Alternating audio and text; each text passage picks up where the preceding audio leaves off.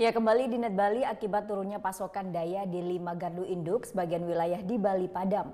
Meski sudah normal kembali, petugas masih melakukan investigasi penyebab turunnya pasokan daya di 5 gardu induk tersebut.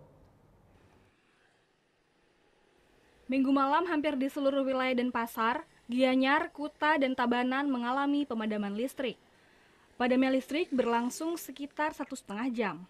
Manajer Humas PLN Distribusi Bali, Nyoman Swiranata, menjelaskan, padamnya listrik di sejumlah wilayah di Bali bukan karena adanya pemadaman bergilir, namun akibat turunnya pasokan di 5 gardu induk.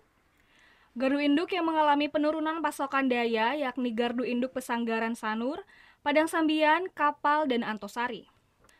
Meski pasokan listrik sudah kembali normal, namun petugas masih melakukan investigasi terkait penyebab turunnya pasokan di 5 gardu induk tersebut. Kemarin ada beberapa penyulang yang lepas akibat dari ada gangguan sehingga mengakibatkan beberapa gardu GI di Bali itu kekurangan pasokan sehingga melepas penyulang yang ada di GI tersebut.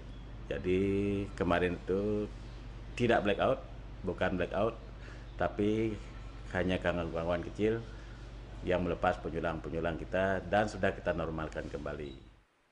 Sementara menyambut Natal dan Tahun Baru, PLN saat ini sedang melakukan pemeliharaan 3 mesin pembangkit di PLTU Celukan Bawang. Hal ini sebagai upaya penguatan sistem kelistrikan di Bali menjelang Tahun Baru 2019. Namun pemeliharaan ini nantinya akan berpengaruh terhadap pasokan listrik di Bali. PLN berharap kerjasama masyarakat untuk mengurangi pemakaian listrik, khususnya pada saat beban puncak mulai pukul 6 hingga 10 malam. Surya Sanjaya melaporkan untuk NET. Oh iya beneran. Iya, oke. Tapi gue pernah.